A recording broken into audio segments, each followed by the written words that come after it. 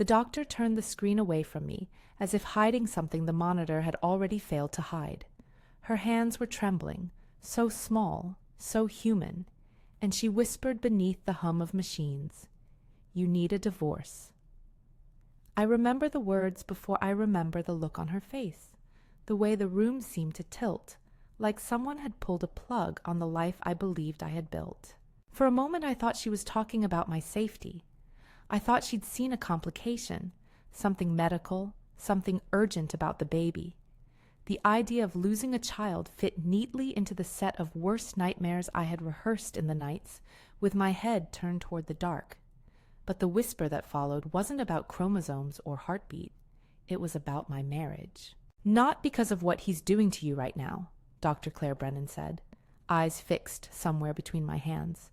"Because of what he's done to your family. You need to leave Grant." Her voice was steadier than her hands. She set a small file on the counter, the paper edges blunt like a blade.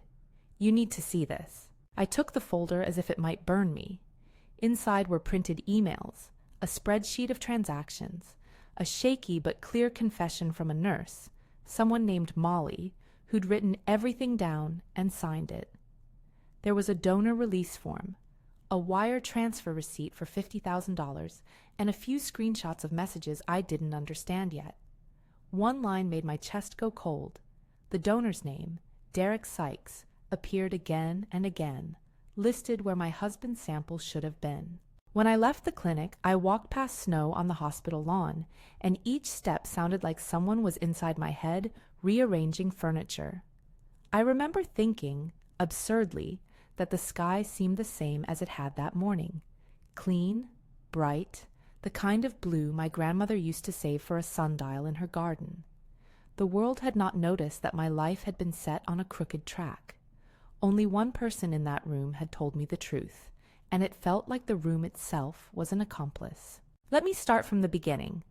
My name is Daphne. I grew up in a house that smelled like lemon oil and old books, a house that had been in my family for 3 generations, our kind of place, with a porch swing and a magnolia that my grandmother planted when she married my grandfather. My mother, Vivian, taught me how to measure forgiveness. She taught me, too, that legacy can be both a blessing and a burden. We were never rich in the flashy sense, but the estate came with a safety I carried like an invisible coat, a trust, a modest inheritance, and the kind of family reputation that opened doors. I met Grant Mercer at a charity gala 3 years before my mother died. Grant with a suit that fit like it belonged to him, a laugh that made the room feel warmer, hands that never stayed still. He worked in wealth management, and at first that meant he knew how to talk about art auctions and the ozone layer in a way that made you think he cared.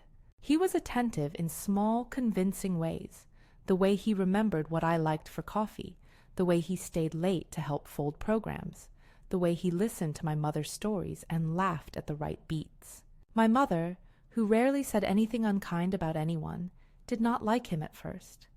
She noticed things I had dismissed, the way Grant checked his phone with both hands, the way his eyes sometimes drifted to the people who could advance him, the handful of times he would excuse himself and return flushed. "He's polished, Daphne," she told me once in the kitchen. "Polish can be a mask." I waved it off then, the way you wave off a small pebble in your shoe because you don't want to admit the walk is getting harder. We married in the backyard under lanterns, with my grandmother's silver piece on the table and songs that my mother loved on the playlist. For the first year, it looked like the life I had sketched in my head, work that stretched me, dinners with friends, visits with my parents. Then 5 years of trying and months of empty pregnancy tests stretched the outline into something much less comfortable. You don't think about betrayal when you're trying to have a baby. You think about doctors and cycles and paperwork. You think about timing and hope and the strange calendar language of fertility clinics. After a battery of tests, the diagnosis landed like a final exam I hadn't prepared for: male factor infertility. The doctor explained, very clinically, that Grant's sperm count and morphology were poor. The words were clinical, but the implication was personal. They recommended ICSI, intracytoplasmic sperm injection, where an embryologist injects a single sperm directly into an egg. ICSI is a tiny miracle delivered by a gloved hand. It is also, I would later learn, a process that depends on trust. Trust in your partner to be honest about his sample. Trust in the clinic to handle it carefully. Trust in the people who work in those rooms. Trust, in our case, became a currency. My husband offered to handle the logistics, the scheduling, the conversations with the lab, soothing my apprehension with the same easy attentiveness he had shown at the gala. Because I was the one who had been trying for years, because the tests and the needles and the way my body failed me left me fragile. I let him take the lead. I thought he was protecting me. Small things, at first, that you could pretend were inside the bounds of normal marriage. His phone was always face down on the table, even when we were together. He started coming home late more frequently, citing clients or meetings, a plausible life involving other people who mattered. Receipts began to slip into drawers, hotel stays, dinners with a name I didn't recognize, a withdrawal from a private account that he'd said was a business expense. He pressed me gently about activating my mother's trust. He argued it would simplify estate matters, that it was time. He said the right things to his parents on the phone, but their eyes occasionally flicked to him as if they were seeing him as a stranger too. There were apologies that tasted rehearsed. There was the way he would trace my jaw with a finger and then check his watch. Tara, my best friend, noticed sooner than I did. One summer evening we sat in the kitchen while the light softened, and Tara asked me flatly if I'd seen anyone else. I remember the sting, not because it was about the infidelity itself. I could have lived with a single betrayal if it was simply that. The sting was because the possibility of something more elaborate had entered my head. What if what was happening in private had consequences I couldn't yet imagine? By the time I was at Dr. Brennan's clinic, we had already done 2 rounds of ICSI. I had held my breath in rooms that smelled like antiseptic and success, watched embryos on screens like tiny, stubborn planets. We were 4 months into a cycle when Dr. Brennan stopped the monitor and began to speak slowly to me, as if testing my capacity to hold a fragile object. The nurse, Molly, had come to her the week before in a shaking confessional. Molly was an ordinary woman with a younger child and a ring that had long since lost its shine. She had worked the clinic for 6 years, and in those years she had seen the ways money makes people forget who they are. Breath-rattling, Molly told Dr. Brennan that someone had approached her with a proposal: swap samples, accept a payment, and sign falsified paperwork. Molly did not want to be the villain in someone's life. She wanted out, she said, of an arrangement that paid enough to cover a car repair and the after-school program. She left a paper trail, messages, bank transfers, and a name. The transfer was for $50,000. $50,000 meant a lot of things. In this context, it meant the price of silence. When Dr. Brennan slid the folder across to me, I scanned the pages and felt as if I were watching a slow-motion sequence where every familiar object dropped away. The email exchanges named Grant. The payment receipts matched a wire that hadn't been flagged on our personal accounts, but had appeared as a line item in a clinic account. There were screenshots of messages where someone, Grant, insisted the switch happen cleanly, the word underlined. The donor named in the papers was Derek Sykes, a local man with a steady job who, from what I later learned, had agreed to be paid to donate. The mechanics were uglier in detail than I expected. The plan was simple and surgical. Present Grant's sample as the transmittable material, use a paid donor's sperm instead, and falsify documentation so the records would show Grant as the genetic father.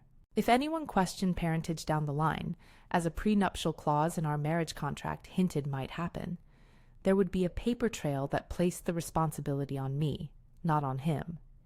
It was insurance against what he stood to lose if our marriage fractured. It was a plan to weaponize DNA. He was gambling with more than just eggs and contracts. Rosalind Weaver, the private investigator I hired after the clinic, later traced money flows that painted a broader picture. Grant had a mounting gambling debt. One figure that kept repeating was $180,000, and an embezzlement of $53,000 from a client's estate accounting where he'd handled trust funds. The numbers were not just numbers. They were motive. If you combine greed with the desperation of losing status and the habit of covering losses with other people's money, you get the kind of person who would orchestrate a switch. When I met with Molly again, this time in a quiet coffee shop while drizzle tapped the window, we both tried to speak casually about the weather, as if everyone else sitting in a cafe would not hear her confession. She slid a small envelope across the table to me. Inside was a photograph of a wire transfer, timestamps, a list of names on clinic payroll who had been paid off, and a text where an embryologist wrote, "I did it. Will hold." I can still see the way Molly's hands curled around her coffee. She was ashamed. She was, I think, terrified, but she was also unmistakably relieved to be telling the truth. One of the hardest parts of being told you've been deceived is that you keep searching for the larger pattern in the small betrayals you had initially rationalized away. Was the hotel room charge for a client actually a bribe? Was the dinner with a woman from the office really just a night out? Rosalind's first report back to me was the precise cold thing a good investigator gives you, an inventory of what she could prove and what she could not. The embezzlement from a client trust account, $53,000, was visible in a report of transfers to an account that matched Grant's gambling credit card payments. The gambling debt, $180,000, was corroborated by statements that showed a long tail of chips and losses, late-night transactions at online bookmakers, and a pattern of borrowing from friends and clients alike. There was also a name that kept returning in emails between Grant and someone with a company email, his assistant. The affair was a strand that braided with the financial betrayal. I learned, with the slow, nauseating certainty of a dream becoming a nightmare, that the assistant and Grant had been seeing each other. She appeared in hotel receipts, in restaurant credits, in photographs that surfaced on social media at odd hours. I did not need to know the flavor of their interactions to know they had become intimate enough to risk everything. It was not my instinct to display humiliation. It was my instinct to read the ledger. After the clinic and Molly's disclosure, I stopped being a passive receiver of revelations and tried to be an analyst of them. I hired Rosalind and sat with Sandra Kowalski, the divorce lawyer, sharp, blunt, not one to spare feelings unnecessarily. Sandra looked at the evidence like a chess player assessing pieces on the board. "You have leverage," she said quietly. "You also have to be careful. No need to rush the trap." That's when the strategy shifted from being about heartache to being about method. I had to assemble proof in a legally admissible way so that my claim would not be dismissed as the hysterical reaction of a betrayed spouse. Rosalind tracked finances. She dug through 2 years of Grant's corporate expense accounts and matched them with personal withdrawals. She flagged instances where client funds were redirected, and then she tied those transfers to payments that patched holes in Grant's gambling debt. The $53,000 embezzled appeared in one of the months when a high-stakes casino ticket showed on his debit with a suspiciously small lag for repayment. Conversations with the embryologist were terrifying in their mundanity. At first, the embryologist, who we kept unnamed in public filings, referred to only as an embryologist, denied everything. They were, as Dr. Brennan warned, a fragile mixture of guilt and self-preservation. When presented with the emails and the payment confirmations, the embryologist's shoulders slumped, and they admitted to altering labels. They had put Derek Sykes' vial where Grant's should have been. They cited pressure and a single, large payment. Their emails spoke in clinical terms, but the message was human. I compromised. "I'm sorry." I remember the embryologist's apology because it did not sound like a theatrical betrayal. It sounded like someone who had made a series of tiny moral concessions until one of them became enormous. They spoke of late nights, of a supervisor who had been lenient with ethics because the business side of the clinic ran on reputation. They said they had been scared to be alone in that decision. They signed an affidavit that would later become a cornerstone of the case. Derek Sykes was another complicated human in this lineup. He was not an accomplice in the way Grant was. He had been paid, yes, but the narrative of a man who sold paternity is a reductive one. When I first met Derek, he sat on the other side of a thin meeting table and touched his hands together like someone praying for normalcy. He had been told he might be compensated for the inconvenience of donating. He was not interested in publicity. He was willing to cooperate, to provide DNA, and to recount the details of how he'd been recruited and paid. The deeper Rosalind dug, the more the picture of my husband emerged in high contrast. He was not the charming man I'd married. He was a person who had folded his charm into strategy. The money trail was not only for gambling losses, it was for maintaining a life that required cash flow beyond what his salary justified. Embezzlement, transfers off the books, a $50,000 wire payment that matched Molly's receipt. These were not random acts. They were a system. I asked myself a question I still ask sometimes, when I allow the imagine of what if to creep in. At what point did the man beside me decide that my body and my inheritance were instruments he could use? The answer came in the hard files, emails where he had typed clinical-sounding plans, a message where he suggested that if things went south, we could use the prenup to limit fallout, and a text where he wrote to someone, "She'll sign. She wants a baby too badly." The sentence was a jar of ice in my chest. There were moments when I felt ridiculous for being shocked. How naive to have believed that the person you sleep beside could be engineering a future that cut you out. But naivete is not a moral failing. It's a human state. I had trusted, in part because of my mother's quiet faith in people, and in part because my own desire to be a mother made me supple to the accommodations marriage required. After the initial disclosures, the weeks that followed were less cinematic in action and more forensic in patience. I learned how to read bank statements. I learned the language of affidavits. I attended meetings with prosecutors, not to beg, but to lay out a case that could be investigated. I sat in a small conference room across from Sandra and Dr. Brennan, Molly and the embryologist, and listened as they repeated details I already knew, and which cut me again when they were said aloud. We assembled a folder in defense of my rights. Molly's confession, the embryologist's emails and affidavit, evidence of the $50,000 payment, Derek's willingness to provide a DNA sample and testimony, bank records showing the $53,000 missing from client accounts, and a ledger that tied Grant's name to $180,000 in gambling debt. Rosalind had also canvassed social accounts and found repeated mentions, photographs, and messages that suggested the affair with Grant's assistant was not a one-off indiscretion, but an ongoing relationship. Each piece of evidence was another weight I set carefully on the scale. I did not, however, rush the exposure. Sandra's counsel was methodical: gather, corroborate, ensure admissibility. My instinct was not to make a spectacle, though later that would be the strategy I chose. For now, I wanted control. Control meant not falling apart in court, not letting a judge see me as dramatic or vengeful, and not allowing Grant to seize the narrative in the public square. There were naturally nights when I wept in my mother's old armchair, letting the grief be enormous and foolish and private. My mother, Vivian, sat with me, not saying the platitudes people expect. She did not say, "I told you so," the way a drama would dictate. She said, "We own our names, Daphne. We don't lose them because someone else lies." Her strength steadied me. Tara brought over casseroles and dry eyes, and the kind of small, ordinary care that felt like armor.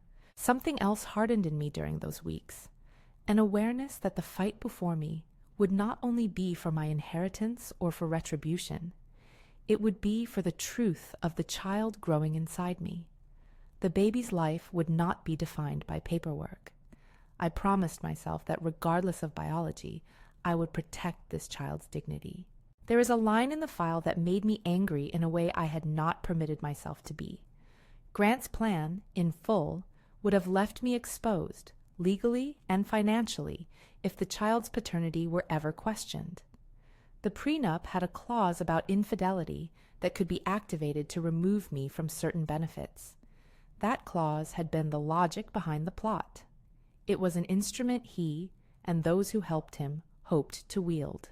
So the mission became twofold: protect the baby and ensure accountability. I prepared for both with an almost methodical list-making zeal. I learned how to ask the right questions in depositions. I learned how to shield the child from prying eyes. I began to choose allies who could be trusted in court and in the public sense, professional people who would not trade away the truth for comfort. One of the hardest choices was deciding to make the issue public in a way that would compel action. I did not want to humiliate anyone gratuitously, and I don't see the later public exposure as theater so much as an act of making the truth visible. Still, standing on the edge of that decision, I rehearsed scenarios. What would people say when they learned that the man they toasted at fundraisers had orchestrated the swapping of sperm? What would Grant's family do when the neat narrative of his competence frayed? Could the reputational damage be contained, or would it crack open further consequences? I did not have answers. Rosalind kept locating pieces of the puzzle like a miner finding veins of ore. Here a bank transfer, there a message, and I kept tucking them into a drawer, waiting. Eventually, we reached a point where patience and momentum aligned. The prosecutor's office agreed to take a look at the assembled material. Sandra was meticulous in the filings and conscious of every legal threshold. Molly and the embryologist were willing to sign sworn statements. Derek agreed to be interviewed. Rosalind found additional instances where Grant had, according to her report, diverted funds. The $53,000 embezzlement figures were not speculation. They were visible in account reconciliations. The $180,000 gambling debt was a glaring indicator of motive. I felt the shift from bewilderment to strategy in the way my days began to fill with meetings rather than with replaying the moment Dr. Brennan slid the folder to me. My emotions moved from rawness toward a kind of determined calm. There were moments of lightness, too. Tara and I took a walk in late autumn when the magnolia's leaves were brittle and the air smelled like wet earth. We laughed until we cried over an old college memory about a disastrous camping trip. Those moments reminded me I could exist beyond the narrative of betrayal. But the neighborhood saw the tension. Grant tried to act as if nothing had changed. He maintained normalcy in public, charity events, dinners, smiles for old friends. Privately, he avoided confrontation and ramped up his charm for family gatherings. His parents, who had always insisted on civility, became the kind of people who avoided my gaze at holiday tables. That avoidance was a language of allegiance. It hurt.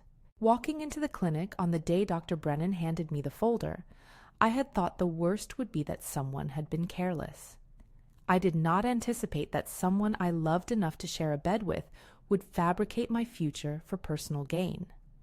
I did not foresee Molly's confession or Derek's reluctant cooperation. I did not imagine Rosalind's long reports that linked the gambling debt to people's funds. We had pieces of a mosaic, and as they began to fit, they painted an image of premeditation and greed. We were careful in how we proceeded.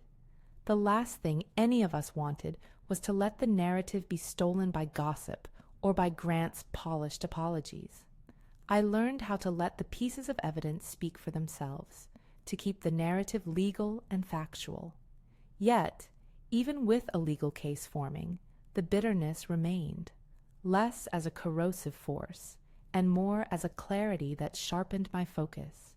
There were nights I would sit at the nursery's empty window seat and imagine the child's face, the little fist that would curl around a finger. I thought about the kind of family I wanted to build, one that chose honesty over convenience, one that recognized that family is who shows up, not who shares DNA. I made small promises to the womb, silly things like, "I will teach you how to garden." And, as I imagined those ordinary futures, I felt a steady resolve. The decision about how to reveal the truth to the broader world did not come lightly. Sandra and Rosalind mapped out options: an anonymous complaint to regulatory boards, private settlement attempts, or a public confrontational reveal that would force immediate scrutiny. I did not want spectacle. I wanted accountability, but I also wanted safety for my child and my reputation. If months of attempts to correct the record through quiet channels fell flat, I was prepared to make the truth undeniable. The plan that eventually formed, one that I would begin to put into motion, had to balance exposure with legal protection. We would gather the witnesses in a setting where neutral observers could be present. We would have law enforcement on standby. We would present the paper trail in a way that left no room for reinterpretation. But staging that moment would require feeding the right information to the right people without giving Grant the chance to destroy evidence. Timing would be everything. Before any of that could happen, there were smaller, tender tasks to complete. I had prenatal appointments to keep. I had a growing belly to feed and a life to sustain. There was also the matter of what to tell my parents. I could not bring myself to drop the folder in my mother's lap and watch her eyes do the arithmetic. Instead, I told her in pieces, sparingly.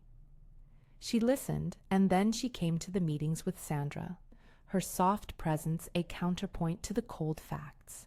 My mother asked only practical questions. Have you put the documents somewhere safe? Do you have someone with you when you meet these people?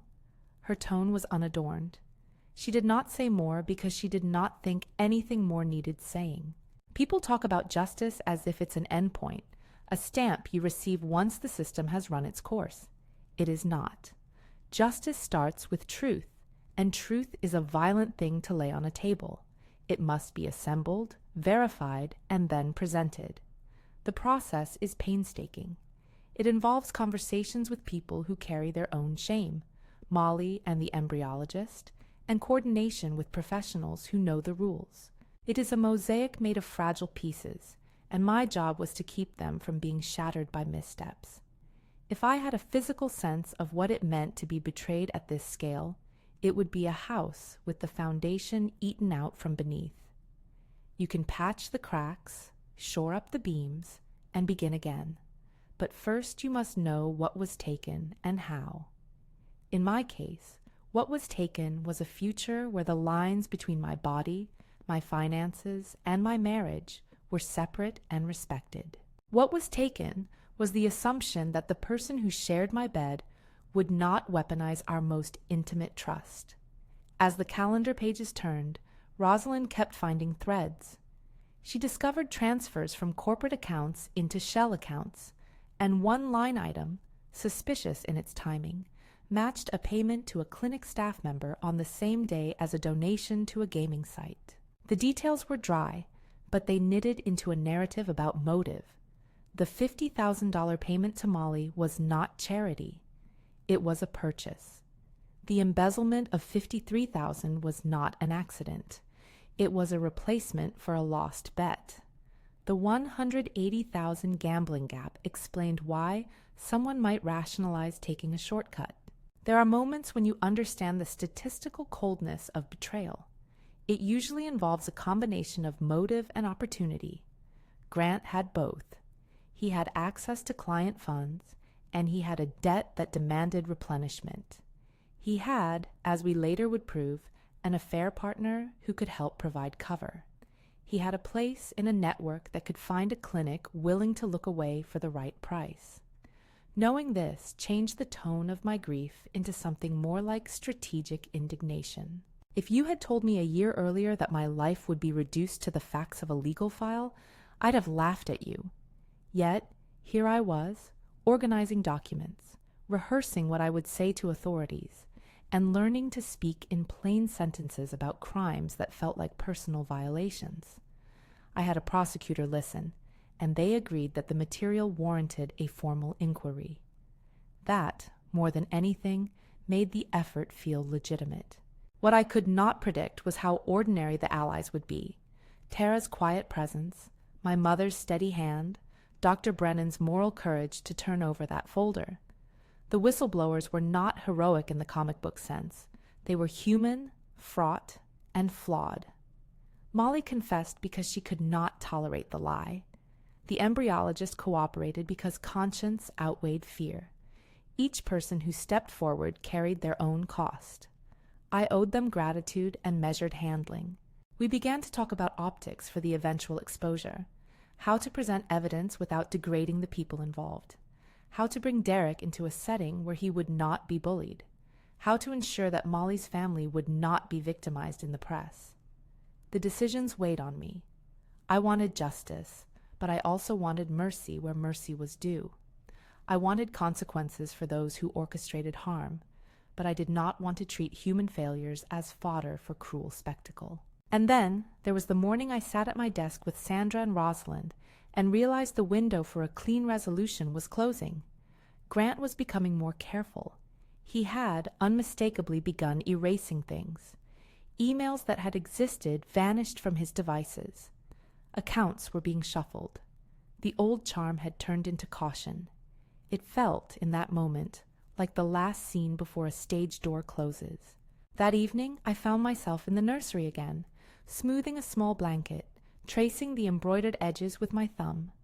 The baby kicked, a small, insistent proof of life that did not care about contracts or lies. Protecting that proof became the compass for my decisions. We decided to accelerate certain steps. Rosalind would obtain formal statements.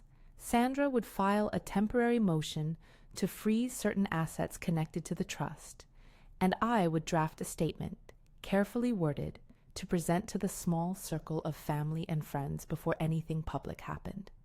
We would not act recklessly. We would, however, act. On the night I folded the last of the tiny sweaters into a drawer, I felt the old fear settle at the base of my skull, but there was also a different sensation, an almost architectural confidence. I was building a case and a future simultaneously.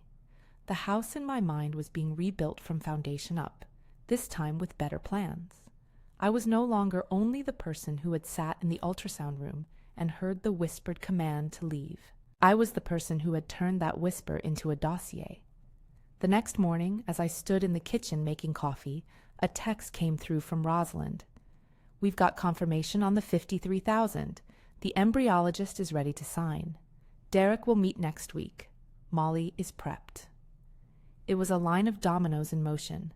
My pulse quickened, not with panic, but with the raw energy of being on the cusp. What I had not yet decided was where to pull the cord that would make the sequence fall. How public should the reveal be? How many people needed to see the documents before the system would move? What would Grant do when confronted with that file? Would he deny? Would he plead ignorance? Part of me wanted him to crumble. Part of me wanted him simply removed from the equation so we could move on. I was living inside that question when Tara called to remind me about the shower we were planning, a celebration for the baby.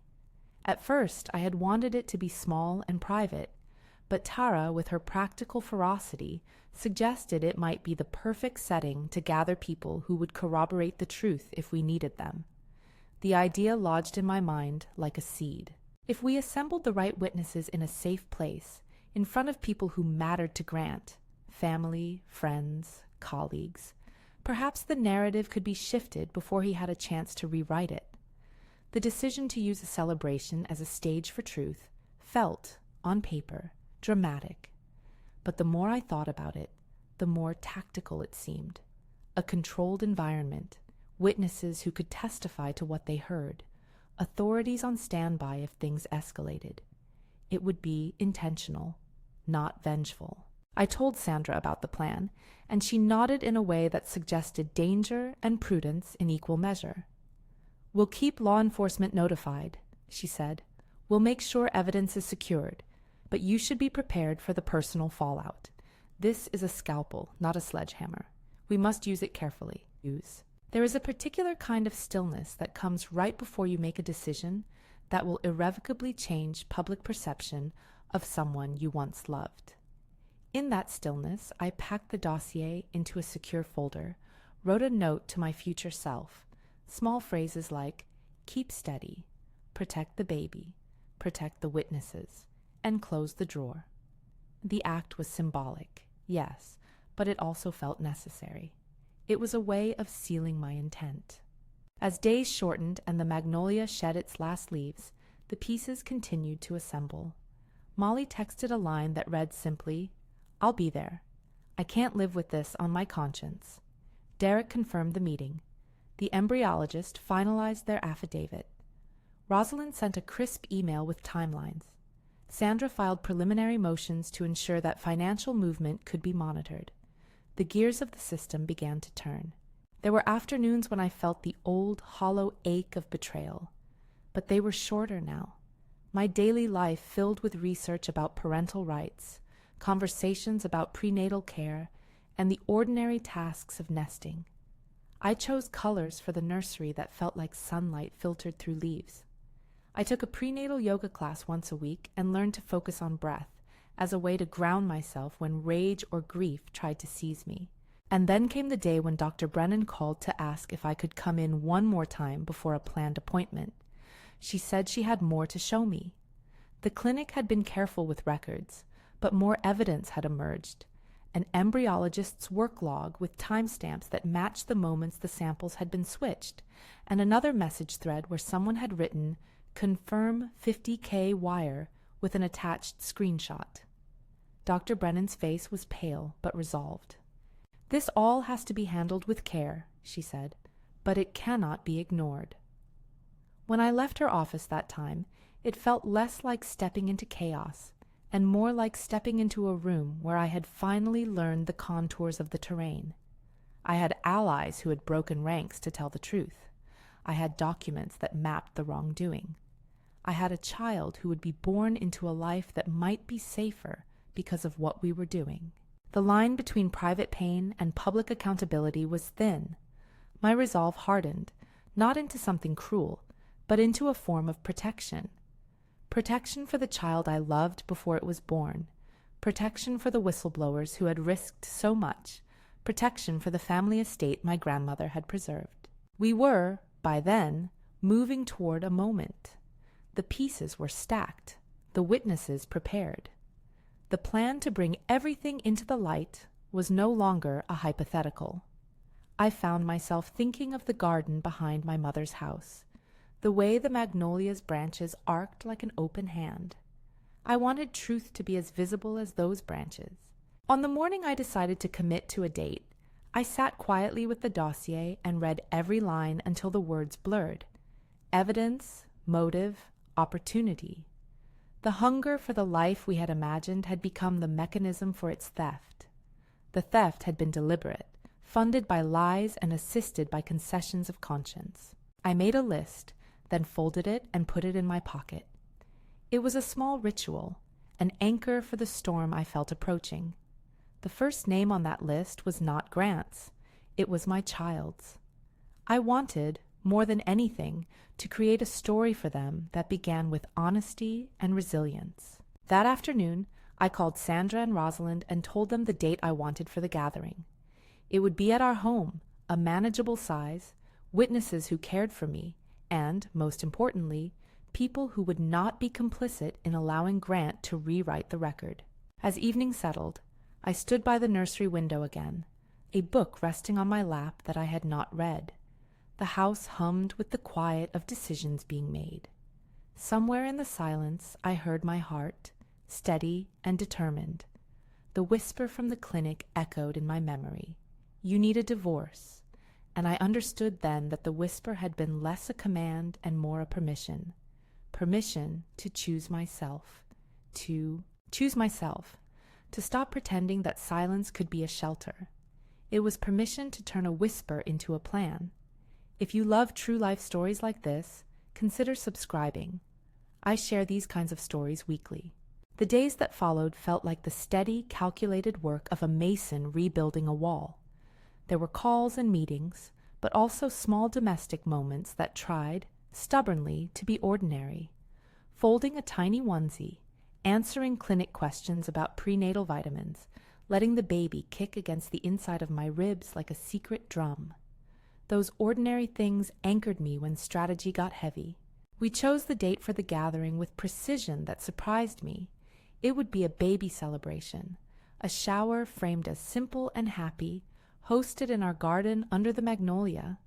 People who loved us would be there, and if the time came, witnesses would be within earshot. Sandra insisted on law enforcement being informed in advance, and on ensuring that every document we presented had been vetted. Rosalind mapped the list of guests, making sure that key people, Grant's parents, a handful of close friends, colleagues from the firm, would attend.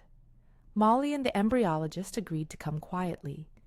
Derek agreed to testify if needed. Dr. Brennan offered to be present. It felt like assembling a small army of truth. Preparing meant rehearsing, not theatrics, but clarity. I ran through what I would say until it sounded like plain sentences rather than a scream. I asked Tara to stand with me because I wanted a friend who could read the room and keep me steady if I faltered. I asked my mother to be there because she had the quiet dignity I needed to anchor the moment. Sandra instructed me on disclosures and boundaries. Do not accuse in ways unsupported by documentation. Do not let emotion be used to discredit the facts. Those instructions were sensible and brutal. They took the temptation out of me to punish and put it to work as a tool. The day of the celebration arrived with that peculiar hush that precedes a storm. The magnolia had unfurled a few of its late blooms as if putting on a last show. Friends arrived carrying wrapped gifts and casseroles, laughter tall enough to build an ordinary memory. Grant arrived in a suit that, despite everything, fit him as if it had been tailored for the role he still performed in public. Gracious, charitable, unruffled. He greeted people with kisses on cheeks and practiced ease. If anyone suspected what lay beneath, they did not show it yet. I remember standing at the edges of the lawn, a glass of ginger tea warming my hands, looking at the familiar faces assembled, and thinking how strange it was to turn a celebration into a courtroom. But the room felt safe in its normalcy. It was the perfect cover for what we had to do. When the moment came, I asked for a few minutes. The request was simple. I'd like to say something about the baby. And when the chatter softened, I went to the small improv podium Tara had set up for the gift opening. I spoke in a voice that aimed for calm, about joy and the love I already felt for the child, about small things, how I could already imagine teaching them to plant bulbs in the garden. It would have been a sweet, ordinary speech in any other life. Then I said the line I had written in my pocket when the decision crystallized. I had been betrayed in a way that affected not only my marriage, but my very future with this child. There was a soft intake of breath, an audible wobble in the air, but I did not let it fray me. Instead, I explained plainly that there had been interference in our fertility process, that clinic records showed payments, that staff had come forward, and that I could not, in good conscience, leave the facts unspoken. People shifted. Some faces tightened. Others looked puzzled. Grant's smile froze in the way of someone trying to find the right script. He tried, instantly, skillfully, to take the moment back, to reassure, to apologize in a tone meant to disarm. That was the muscle I knew well. He had practiced it for years. I let him speak, and then I shut him down with evidence. I asked Dr. Brennan to come forward first.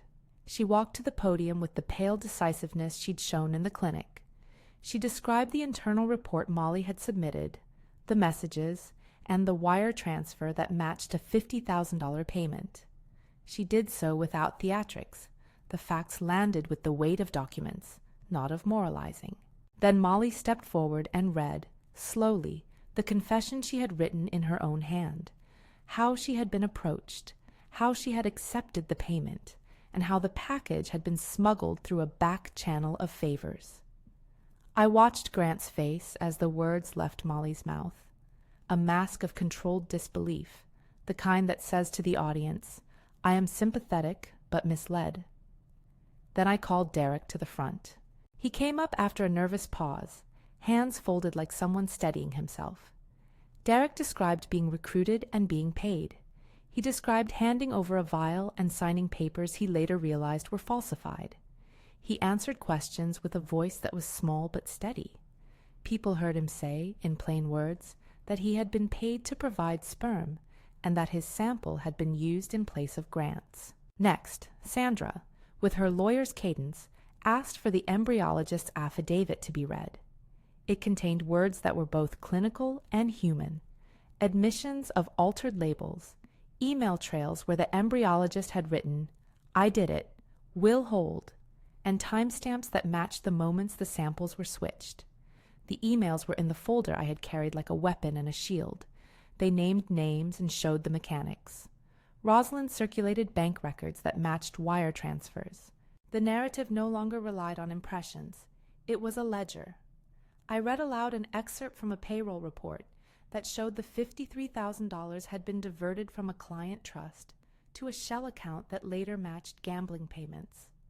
I did not relish the act of reading numbers into the air, but the arithmetic had a moral clarity to it, motive and means written in digits. As the evidence accumulated, murmurs grew louder. Grant stood but did not immediately protest. For a moment he seemed shocked. Then, almost instinctively, he began to deny. He said words that served to sow doubt and to appeal to mercy. It was old war policy. If you drown everyone in ambiguity early enough, the waters will hide the truth. Sandra anticipated him and cut through the fog with an offer. If he had nothing to hide, he could step outside and answer questions with law enforcement present. I had instructed law enforcement to wait discreetly at the perimeter. Privately, we had arranged for them to be on call to avoid any sudden attempt at fleeing or destroying evidence. It was not theatrical, it was precautionary. I had seen the way Grant handled pressure. He was a man who had used charm to close doors and used money to open others. I did not trust him to sit and allow the facts to settle without interference. When police escorted him aside, they did it calmly and with professional reserve. They read him his rights and informed him he was being arrested on suspicion of embezzlement and fraud related to client funds and payments to the clinic. That phrasing was precise and chosen by the prosecutor to reflect the aspects of the case they were prepared to pursue. Grant's face did change then, not because of guilt, but because the scaffold he had built for himself was visibly trembling. People who had once admired him looked at him like strangers watching a familiar actor play an unfamiliar role. The arrest was disorienting in its ordinary sound, the soft click of handcuffs, the muffled exchange between officers, the whisper of fabric as Grant's jacket shifted. Guests murmured. Some began to cry. Others reached for their phones. My mother held my hand so tightly I could feel her pulse, and Tara stood by me like a silent, fierce sentinel. That is the moment when things became painfully real, not the public spectacle, but the practical reality that someone I had loved was now separated from me not by distance, but by metal and procedure. We had decided ahead of time to let the officers do their job and to allow the prosecutor to determine the charges. I later learned that the arrest was followed by formal charges filed by the district attorney: embezzlement related to client accounts, fraud concerning the payments made to clinic staff to alter medical records, and conspiracy to commit wire fraud. Those phrases hovered in the public feeds for days, precise enough to indicate the state's intentions without pretending to be the final word. The legal machine had its own tempo. Arrests were not convictions, but they were, as Sandra had said, a necessary step in allowing truth to have a formal hearing.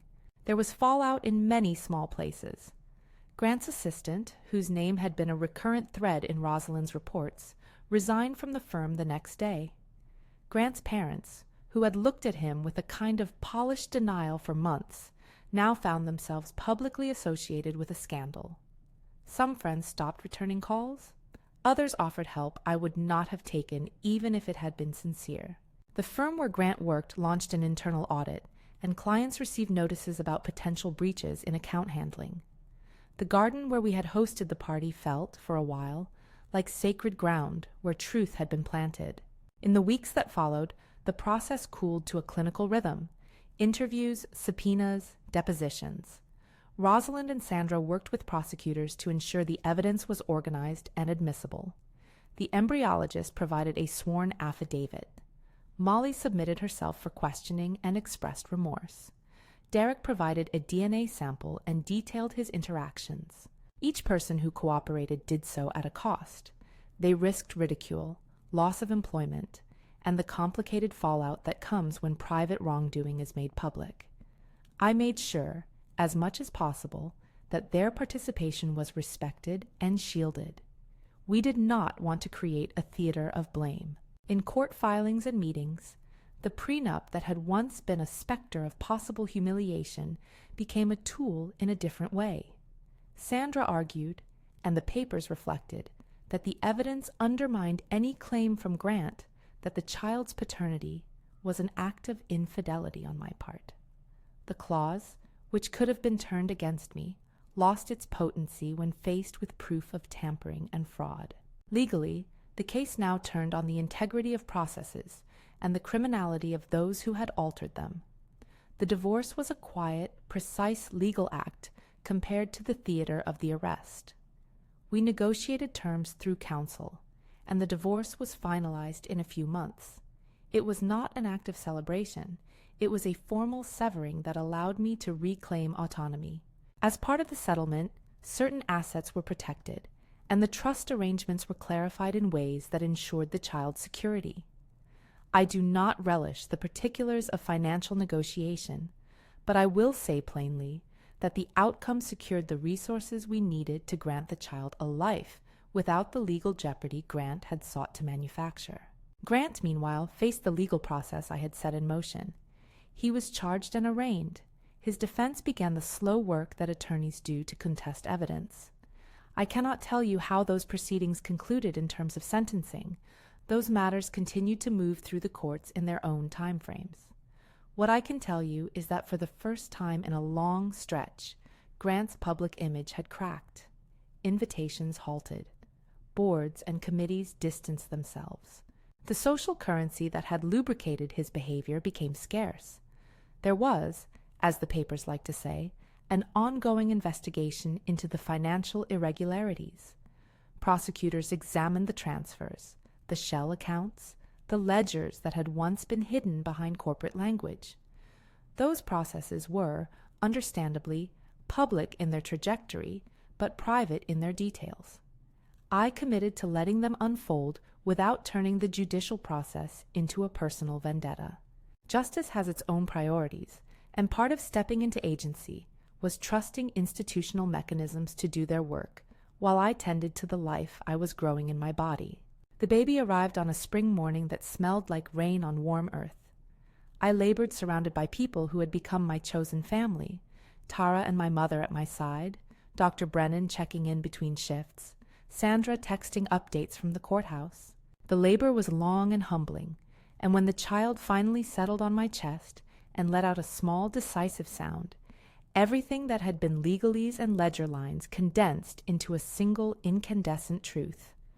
I was a parent, and nothing that had been done in secret could have erased the love I felt in that moment. We named our child in a quiet ceremony months later, a name that belonged to our family and to no ledger. The baby was healthy, with fingers that curled around my own like a map of promises. DNA, I knew then, as I know now, is a small part of identity. The larger part is who tends the child, who teaches them to plant bulbs in the backyard, who shows up on sick nights. That belief had been the lodestar through the dark weeks of revelation.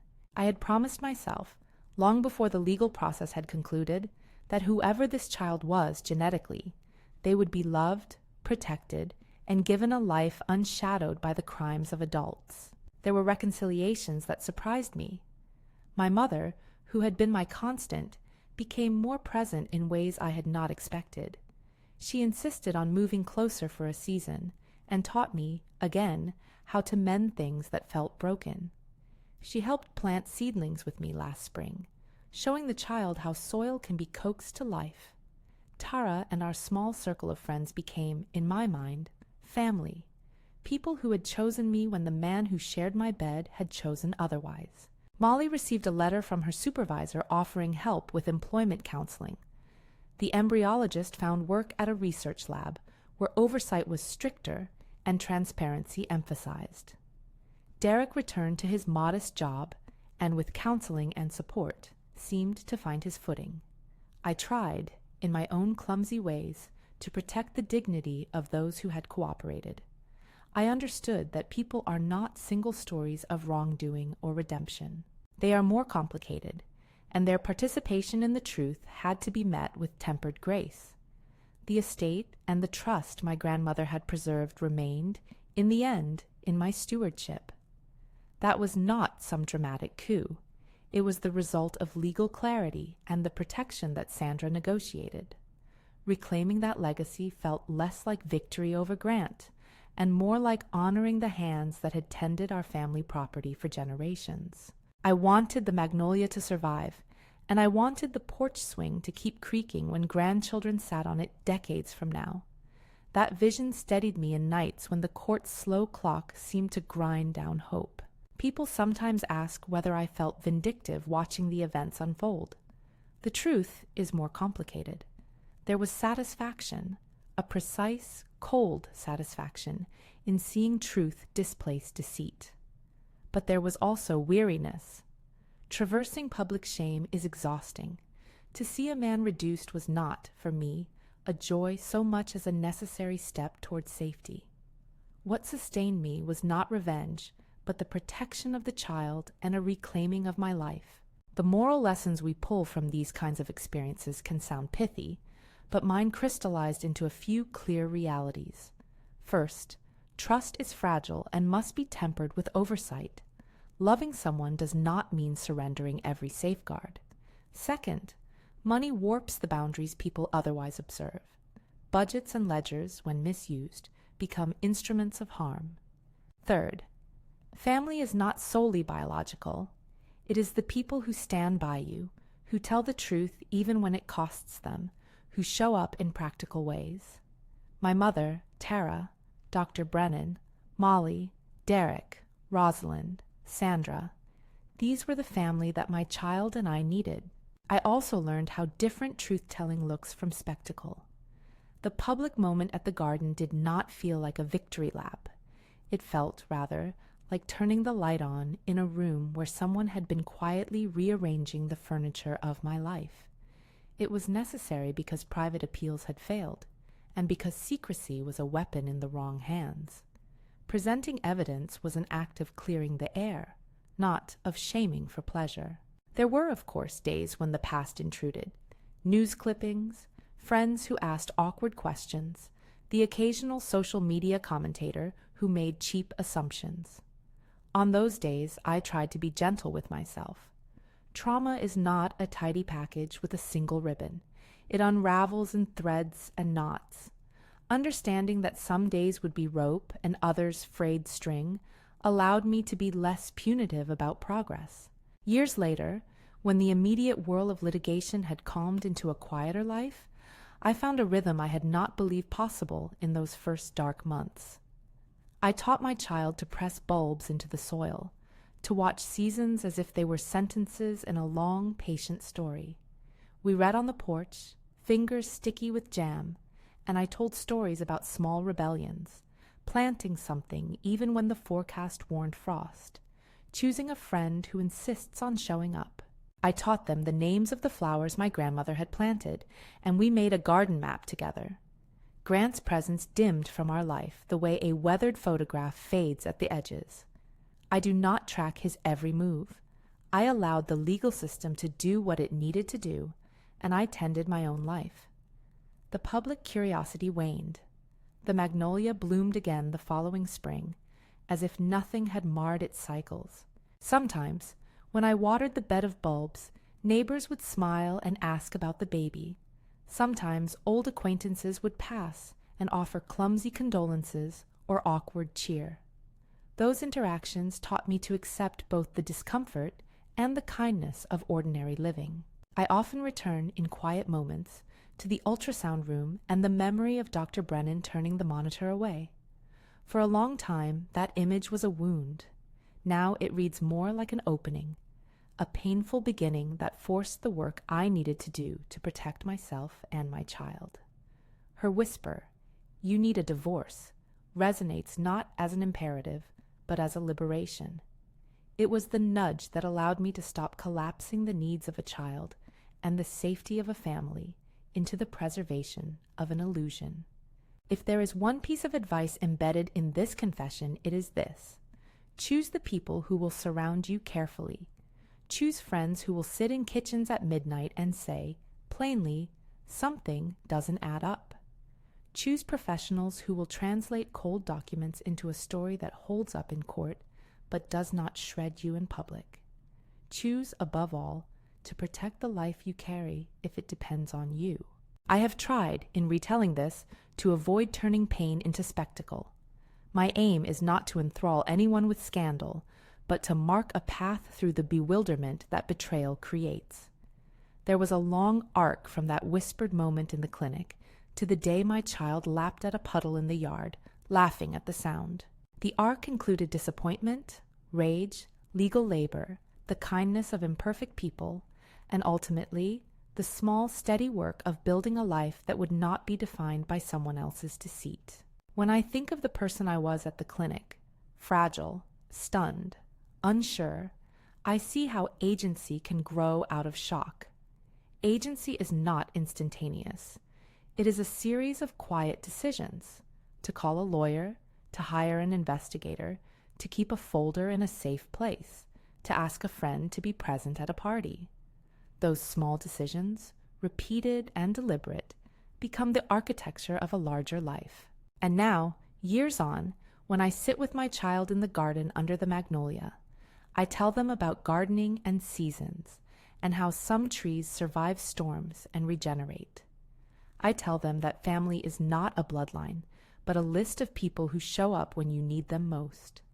I show them the silver piece from my grandmother's table and tell them that inheritance is not just money. It is recipes and lullabies, the names of flowers and the house that smells like lemon oil and old books. We create new traditions that hold memory and hope at the same time. This story ends not with a dramatic courtroom resolution. Legal systems move in their own time, but with a life rebuilt in public and private. Grant's name appears in old files. My child appears in our days. The magnolia blooms each year, and the porch swing still creaks. Those are the small, persistent assurances that the future can be gentler than the past. If this story gripped you, click to watch another. My next video is linked on the screen. See you there.